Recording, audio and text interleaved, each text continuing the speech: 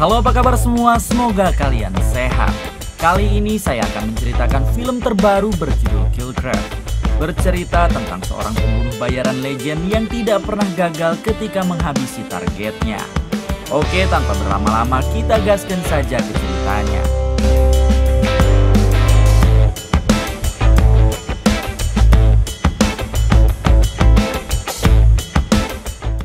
Di awal film kita akan diperkenalkan dengan seorang pria bernama Thomas Delon yang kala itu sedang membidik sekelompok orang menggunakan sniper. Diberitahu kalau Thomas ini adalah seorang pembunuh bayaran profesional. Bahkan ia sampai dijuluki sang legenda karena setiap misi yang diberikan kepadanya tidak pernah gagal. Dirasa bidikannya telah pas, Thomas segera menembakkan snipernya hingga inilah yang terjadi.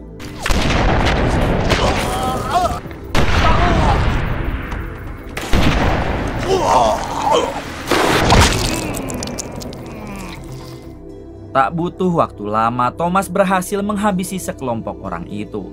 Namun ketika Thomas akan pergi, ternyata masih ada satu orang dari mereka yang sembunyi di rerumputan dan langsung menyerang Thomas. Kaki Thomas harus tertembak, akan tetapi untungnya Thomas dapat menghabisi orang tersebut dengan menggunakan cara ini.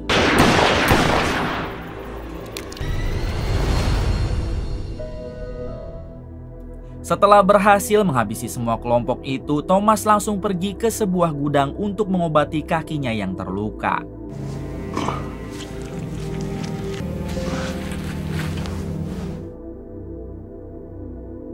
Dua jam kemudian, dirasa luka di kakinya sudah membaik, Thomas pulang ke rumah yang jaraknya tak jauh dari gudang tersebut. Hey, anyone up for a walk? Terungkap fakta kalau Thomas ini mempunyai seorang istri yang lumpuh dan anak perempuan yang bernama Marina. Thomas bermaksud untuk mengajak keluarganya jalan-jalan, namun sang istri menolak sebab sudah beberapa bulan ini hubungan mereka kurang baik. Alhasil Thomas pun hanya mengajak Marina saja dan membiarkan istrinya cemberut di dalam rumah. Thomas mengajak Marina berjalan-jalan ke pinggir pantai yang jaraknya tidak begitu jauh dari rumah. Meskipun Thomas sangat brutal, akan tetapi ia sangat menyayangi sekali Marina, anak semata wayangnya itu. Tak lama Thomas menggali pasir lalu mengambil botol yang di dalamnya berisi selembar kertas. Saat dibuka ternyata kertas itu sebuah pesan untuk Thomas dari seseorang yang ingin menyewa jasa Thomas. Setelah itu Thomas mengajak Marina pulang karena hari sudah semakin sore. Sesampainya di rumah, Thomas mendapatkan omelan dari sang istri sebab mereka pulang terlalu sore. Environment? You mean the environment? You? Thomas yang bukan tipe KDRT, ia pun hanya bisa terdiam membiarkan istrinya marah-marah tidak jelas. Fear me. Both of you. Keesokan harinya terlihat Marina sedang bermain dengan temannya yang bernama Sarah di dekat pantai kemarin. Di sini Marina dan Sarah melihat seorang pria misterius yang sangat mencurigakan. Sarah pun memberanikan diri untuk bertanya sedang apakah si pria misterius di sana. Pria itu menjawab kalau dirinya hanya tersesat di wilayah ini kemudian pergi begitu saja. Tak ingin ambil pusing, Marina dan Sarah memilih untuk tidak memikirkan pria tersebut lalu meneruskan perjalanannya menuju pinggir pantai. Sesampainya di sana, Marina melihat Thomas, ayahnya, yang seperti biasa sedang menggali pasir di tempat biasa. Kemudian Thomas mengambil botol yang di dalamnya berisi selembar kertas. Dengan sengaja Marina tidak menghampiri ayahnya dan hanya melihat dari jarak jauh bersama dengan Sarah. Setelah Thomas pergi, Marina mengajak Sarah untuk melihat apa sebenarnya pesan di dalam botol itu. Okay. Dengan cepat mereka menggali pasir lalu memfoto pesan yang berada di dalam botol tersebut. Keesokan harinya memperlihatkan Thomas yang sedang mengajari Marina cara menembak yang baik dan benar. Thomas terus saja melatih Marina, putrinya, agar bisa menembak dengan tepat sasaran. Awalnya tembakan Marina tidak ada satupun yang tepat.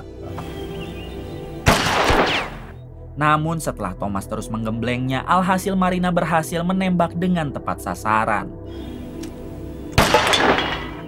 Kemudian Marina bertanya kenapa Thomas mengajarinya cara menembak, bukankah ini tidak penting? Thomas menjawab jika suatu saat Marina akan memerlukan skill menembak ini. Keesokan harinya saat di sekolah, Marina dan Sarah membaca selembaran kertas milik Thomas yang sebelumnya mereka foto. Ternyata isi pesan dalam kertas itu adalah sebuah perintah untuk Thomas yang harus menghabisi seorang pria bernama Marton Miller berikut alamat lengkapnya. Namun Marina belum tahu kalau ayahnya bekerja sebagai pembunuh bayaran, sehingga ia hanya menganggap kalau pesan itu hanyalah sebuah lelucon. Saat pulang ke rumah, Marina tak sengaja mendengar sang ibu yang sedang bertengkar dengan Thomas ayahnya. Di sini sang ibu sampai mengusir Thomas dan memintanya agar jangan pernah kembali lagi ke rumah itu. Now, you can get a place nearby. Marina yang mendengar pertengkaran itu, ia pun hanya bisa menangis sebab dirinya tidak mau kalau kedua orang tuanya sampai berpisah. Hari berikutnya Marina diantar oleh Thomas ke sekolah. Sesampainya di sana, Thomas sempat meminta Marina agar selalu menjaga diri. Sebab mulai sekarang Thomas tidak akan tinggal satu rumah dengan Marina. Thomas juga mengatakan kalau ia sangat menyayangi Marina lebih dari apapun. Marina pun hanya bisa terdiam hingga mulai dari sini mereka berpisah.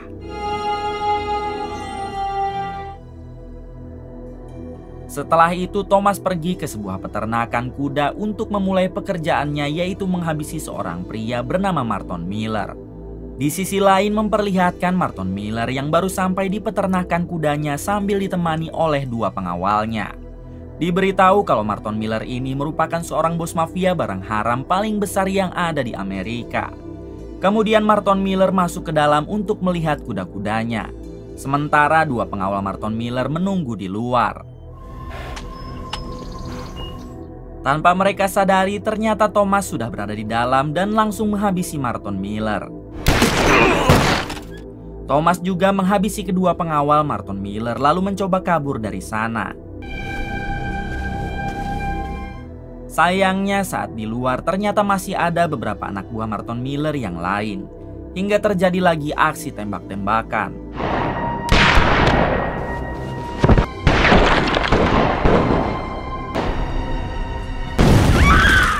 Pertempuran itu berlangsung cukup lama.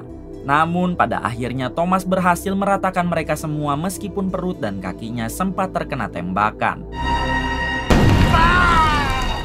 Kemudian Thomas segera pergi ke mobil. Namun di sana sudah ada satu polisi yang menunggu Thomas. Polisi itu bertanya kenapa mobil Thomas tidak memakai plat nomor dan terparkir sembarangan. Thomas berbohong dengan mengatakan kalau plat nomornya telah dicuri. Dan baru saja ia mengejar para pencuri tersebut namun gagal. Last time I parked here for my hike. Untungnya si polisi percaya lalu pergi meninggalkan Thomas. Setelah si polisi pergi, Thomas harus tergeletak lemas akibat luka tembak di kaki dan perutnya yang semakin parah. Akan tetapi dengan sekuat tenaga, Thomas mencoba bertahan lalu menjalankan mobilnya. Di tengah perjalanan terlihat kondisi Thomas yang semakin parah, bahkan ia sampai oleng tatkala menjalankan mobilnya.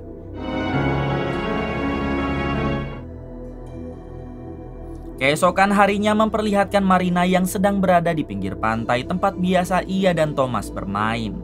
Marina hanya bisa melamun sendirian sebab ia masih tidak rela jika ayah dan ibunya harus berpisah. Tak berselang lama Marina pun berniat untuk pulang ke rumah. Namun secara tak sengaja ia melihat mobil Thomas yang terparkir di hutan dekat pantai. Dengan cepat Marina mendekati mobil Thomas dan membuka pintu mobil. Betapa terkejutnya ia tatkala melihat Thomas ayahnya yang sudah tewas akibat luka tembak sebelumnya. Marina pun hanya bisa menangis sejadi-jadinya karena sosok lelaki yang sangat ia sayangi sekarang telah pergi untuk selama-lamanya. Kemudian Marina menghubungi Sarah temannya untuk meminta bantuan. 30 menit kemudian Sarah datang dan meminta Marina agar sebaiknya melapor polisi. Namun Marina menolak dan ia meminta agar Sarah membantunya saja untuk menguburkan Thomas secara layak. Pada akhirnya Sarah dan Marina menggali tanah lalu menguburkan Thomas di sana. Setelah ayahnya dikuburkan, Marina hanya bisa berterima kasih sambil memeluk Sarah. Singkat cerita, Marina kembali ke rumah. Namun di sini ia memilih untuk tidak memberitahu sang ibu terkait Thomas yang telah tewas. Marina hanya bertanya tentang pekerjaan Thomas dan apakah ia mempunyai musuh. Barulah di sini sang ibu memberitahu kalau Thomas bekerja menjadi pembunuh bayaran. Musuhnya bukan hanya satu, melainkan setiap keluarga korban yang tidak terima. Bahkan kaki ibu Marina bisa lumpuh sampai sekarang itu akibat ditembak oleh musuh Thomas yang berniat membalas dendam. Kala itu saat Marina bayi, sang ibu dan Thomas sedang terlelap tidur. Tiba-tiba mereka langsung diberondong oleh puluhan peluru yang membuat kaki sang ibu lumpuh sampai saat ini. Oleh sebab itulah sang ibu sangat membenci Thomas karena kelumpuhannya disebabkan oleh pekerjaan Thomas, yaitu menjadi pembunuh bayaran. Mendengar hal tersebut barulah Marina mengerti dengan pekerjaan ayahnya dan kenapa sang ibu juga bisa membenci Thomas sampai sekarang.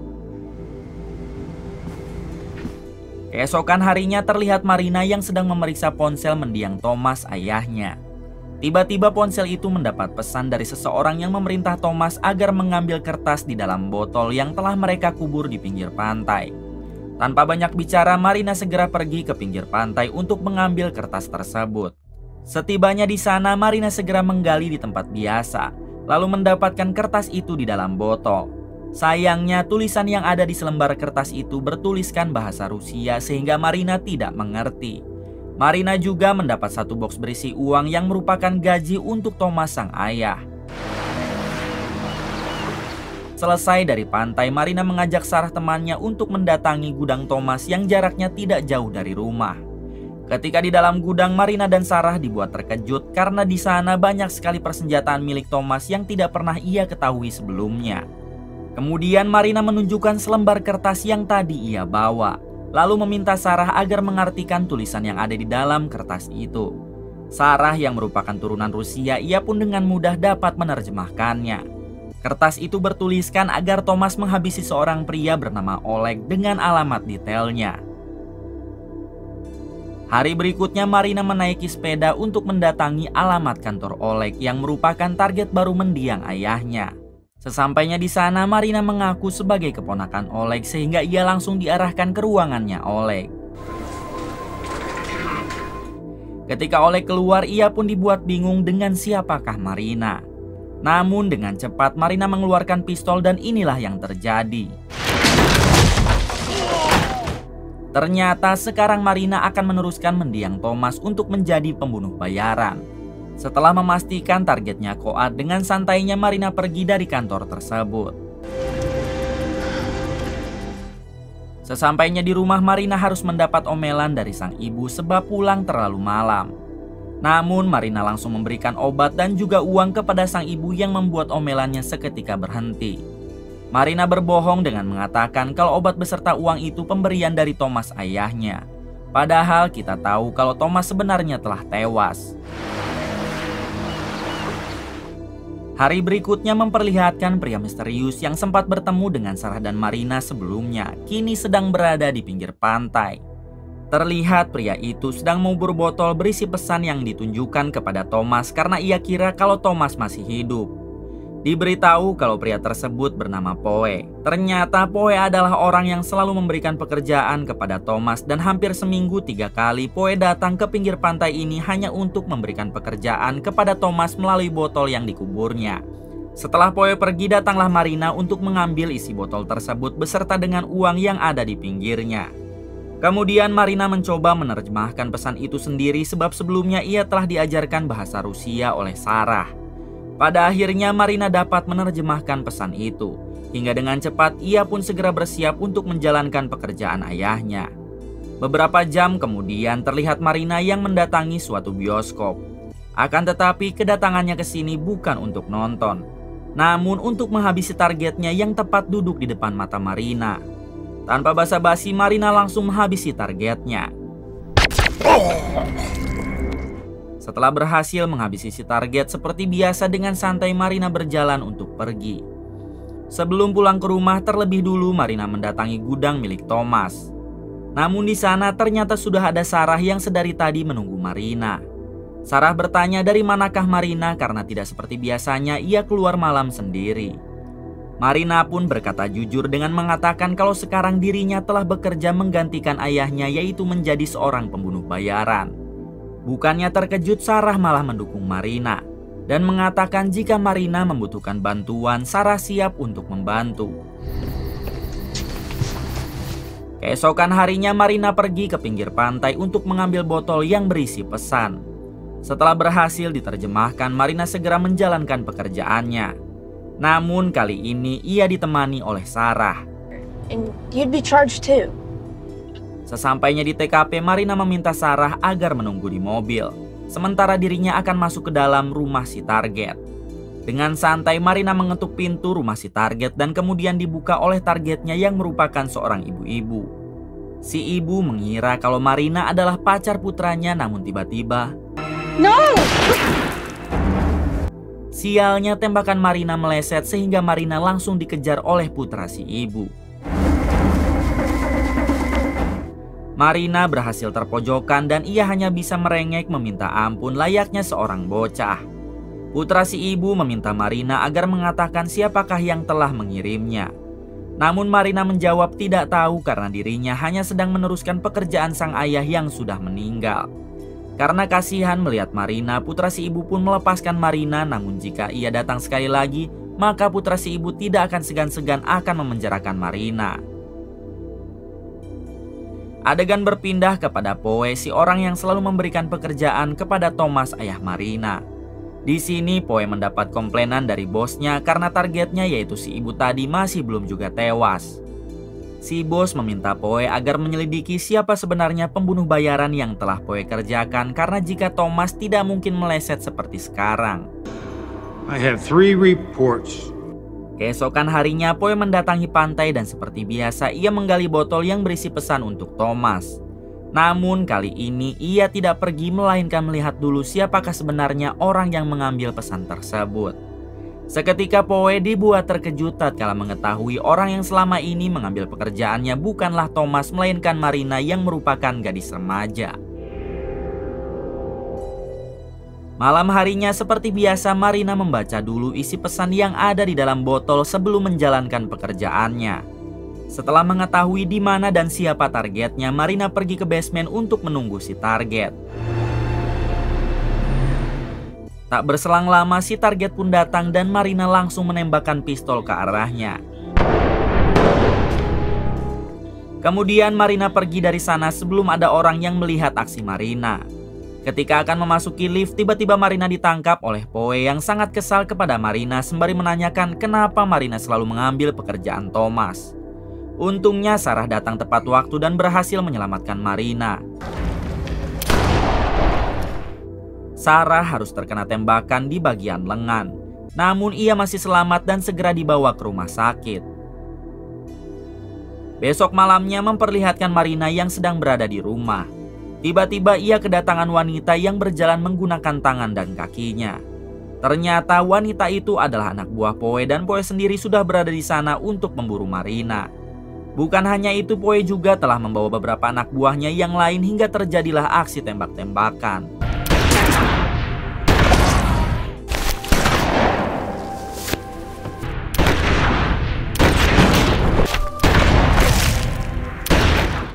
Marina yang memang mewarisi bakat dari sang ayah, ia pun berhasil menghabisi semua anak buah Poe termasuk si wanita aneh.